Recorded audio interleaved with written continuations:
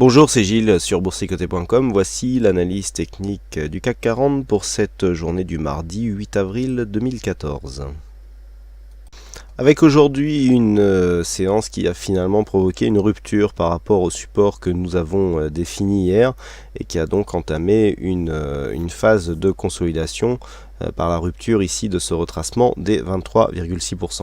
Mais avant de commencer et d'aller plus avant dans cette analyse, je voudrais revenir, donc j'ai eu pas mal de questions qui me sont revenues suite à la mise en place des statistiques concernant donc le CAC 40. Alors je vais vous présenter, parce que j'ai eu beaucoup de questions d'internautes me disant que les analyses étaient parfois et les statistiques étaient parfois contradictoires d'un jour sur l'autre. Comme nous avons eu un signal de vente et un signal d'achat à suivre, qu'il y a eu pas mal de questions suite à ces deux signaux, je vais revenir dessus.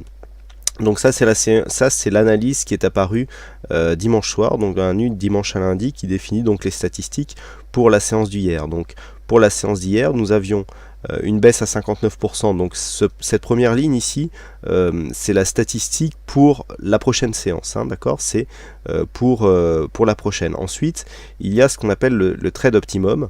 Donc là, nous avions un signal de vente à l'ouverture. Donc en fait, le trade optimum, c'est un signal que l'on prend dès l'ouverture de la séance qui suit, et on définit les points donc sur les éléments qui suivent. Donc nous avions un objectif à 24 points, stop loss à 94 points, et la durée optimum. Alors la durée optimum, j'ai quelques questions là-dessus. C'est la durée au bout de laquelle il faut clôturer le trade s'il n'y a pas de sortie sur les objectifs et stop loss. Par exemple, là nous avions une durée optimum à 2 séances. S'il n'y a pas de sortie sur soit la séance d'hier, soit la séance d'aujourd'hui, eh bien on clôture à l'ouverture du lendemain, donc à l'ouverture de mercredi. Là, comme nous sommes sortis sur objectif sur cette première séance, eh bien on ne tient plus compte ici de la durée optimum. Et là, ce sont les statistiques donc liées à des précédentes configurations similaires. Donc nous avions un taux de réussite à 78%, 89 sur 114, un gain global de 960 points si on prend à chaque fois une exposition équivalente à 1 euro du point, donc ça nous fait 960 euros. Un enfoncement de capital de 1,80%, donc très peu d'enfoncement par rapport à la performance, c'est toujours sur une base de 10 000 euros à 1 euro du point, et un facteur de profit de 1,92, c'est-à-dire qu'on gagne quasiment 2 fois plus que ce que l'on perd sur cette stratégie. Et les zones de chaleur ici, donc nous avons cette première zone de chaleur où on voit ici des zones plus foncées qui correspondent ici à un objectif 24 et stop loss 94, donc le stop loss est en échelle verticale, l'objectif ici en échelle horizontale. Donc on a ici une zone de chaleur et une deuxième zone de chaleur. Alors comment je définis la meilleure zone? Eh bien c'est tout simplement celle qui a un enfoncement relatif le plus faible. Donc ici on avait un meilleur enfoncement à 1,80, donc j'ai choisi cette zone de chaleur, c'est ce que j'essaye d'expliquer en dessous. Et donc certains me disent oui, mais hier on avait un signal de vente et aujourd'hui on a un signal d'achat. Donc effectivement sur l'analyse que nous avions hier, donc là nous avons l'analyse qui est parue ce matin, sur laquelle d'ailleurs il y avait un bug, je remercie Renaud d'avoir relevé. Donc il y avait bien un achat à l'ouverture, mais on a baissé, sauf que nous avions un objectif de 59 points et un stop loss de 72 points, et surtout on a 10 séances pour faire ces objectifs, donc sur 10 séances on devrait normalement sortir sur l'une ou l'autre de ces bornes. Et lorsque l'on regarde, eh bien on a baissé aujourd'hui, mais on a baissé une soixantaine de points par rapport au niveau d'ouverture, donc pour l'instant rien n'est perdu, et on a 10 jours donc pour venir faire un objectif de 59 points, avec là aussi un très bon taux de réussite à 70%. On a gagné 1920 points, donc beaucoup plus que ce qu'on avait l'autre fois, mais on a plus d'enfoncement aussi, on a 2,80%. On a un facteur profit là aussi qui s'approche de 2. Ce que je voulais expliquer par là, c'est que là on est beaucoup plus homogène. Ce que je voulais expliquer, c'est que la durée optimum ici, c'est la durée au-delà de laquelle le trade n'est plus soumis à la probabilité de réussite.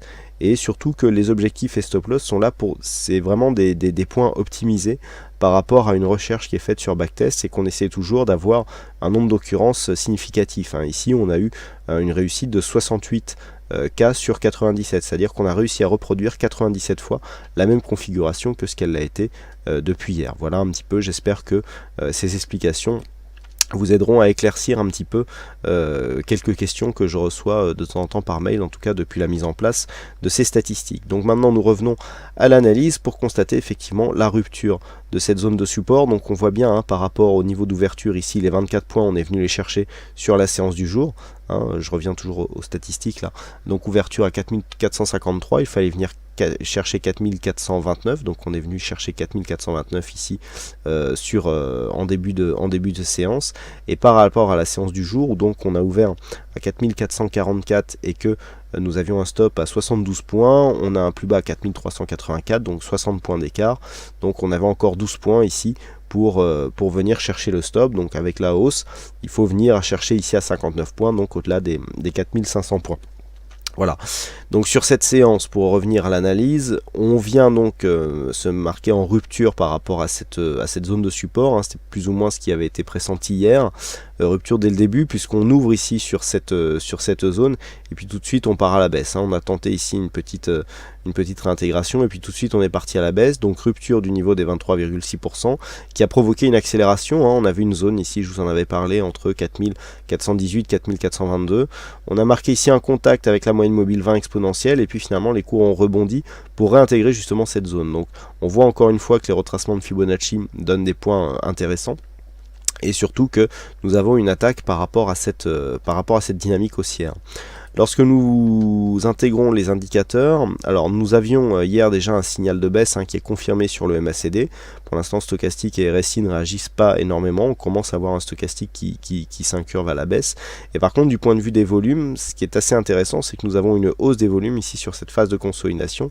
Mais nous allons voir que rien n'est perdu, en tout cas en ce qui concerne les investisseurs qui sont restés haussiers et qui considèrent que nous sommes ici sur une possible prise de position à la hausse, avec une volatilité en hausse. Donc là, on a quand même des éléments qui confirment le fait que nous sommes en phase de consolidation. Sauf que, je vous le dis souvent, des bougies hésitantes qui provoquent des hausses de volume sont en général des bougies sur lesquelles nous avons des retournements de tendance. Et là, si on considère que nous sommes dans une phase court terme baissière, que la bougie est effectivement hésitante dans le sens où l'ombre basse ici correspond au fait que nous sommes bien descendus et puis qu'ensuite les cours sont remontés, il peut ici y avoir une inversion du flux court terme qui est baissier, hein. Nous avons depuis 2 séances des plus hauts et plus bas qui s'inscrivent d'une manière descendante.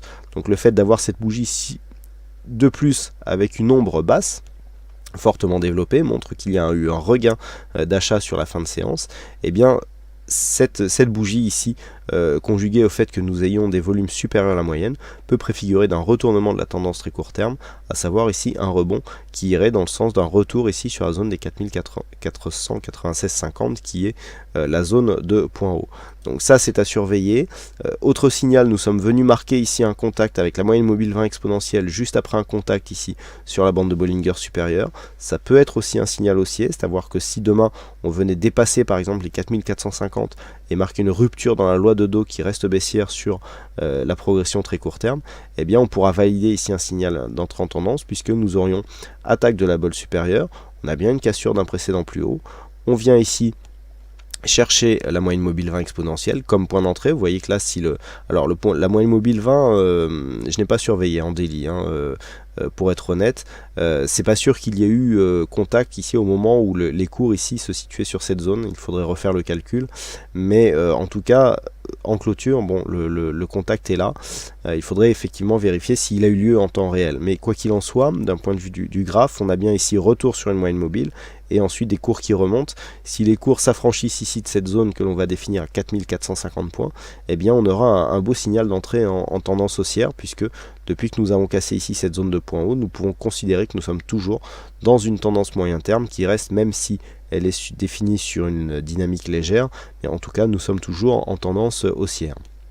Par contre, si les cours venaient ici à casser cette zone de résistance où nous avons la zone des 4383 et les 4376 qui correspondent au retracement des 23,8% de Fibonacci, des 38,2% de Fibonacci, eh bien il y aurait dans ce cas-là une cassure de dynamique, hein. Si on casse cette zone ici, on casse donc ici un support sur laquelle les cours avaient pas mal rebondi, on casse le retracement des 38,2, là il y a un gros affaiblissement de la tendance, et qui plus est on commençait à revenir chercher ici ce mini gap qui était resté ouvert, mais où il y avait eu, hein, ici zone de résistance, et puis on avait franchi sur un gap qui était resté ouvert. Donc là, À la baisse, si les cours redescendent, on guettera bien ici cette zone que j'avais définie comme objectif. Alors pourquoi 4375 m'a-t-on demandé? Eh bien tout simplement puisque j'ai pris les retracements de Fibonacci sur le futur, et que sur le futur, eh bien, vu qu'il y a un peu plus d'amplitude, eh bien, on avait un Fibo qui arrivait à 75. Mais bon, 75 futur aussi, il y a très peu d'écart actuellement entre le futur et le cash. Donc voilà, c'est ce qui définit ici l'objectif. Sur le cash, on est 2 points au-dessus. Bon, c'est un détail, hein. On est sur des zones ici. Donc sur dépassement de cette zone, effectivement, on pourra avoir accélération et retour ici dans cette zone entre 4300 et 4340. Avec cette zone ici à 4309 qui est toujours une zone significative si les cours ici venaient s'inscrire en forte baisse. Donc zone à surveiller pour demain. À la baisse ici cette zone 4375,83, à la hausse 4450, une hausse qui permettra un franchissement de cette zone des 4450, et bien provoquerait donc une rupture de la loi de Dow et nous remettrait dans un flux haussier très court terme, dont l'objectif serait défini ici au précédent point haut à 4496,50. Voilà ce que l'on peut dire sur cette analyse technique du CAC 40 pour la séance du jour. Alors, sinon, il y avait aujourd'hui encore une fois une session du fixing. C'est Péchou qui gagne sur cette session. Bravo à toi, Péchou. Et puis, quant à moi, il ne me reste plus qu'à vous souhaiter à toutes et à tous une bonne soirée, bonne chance dans vos prochains trades. Et on se donne rendez-vous dès demain pour d'autres analyses techniques en vidéo. Bonsoir à tous.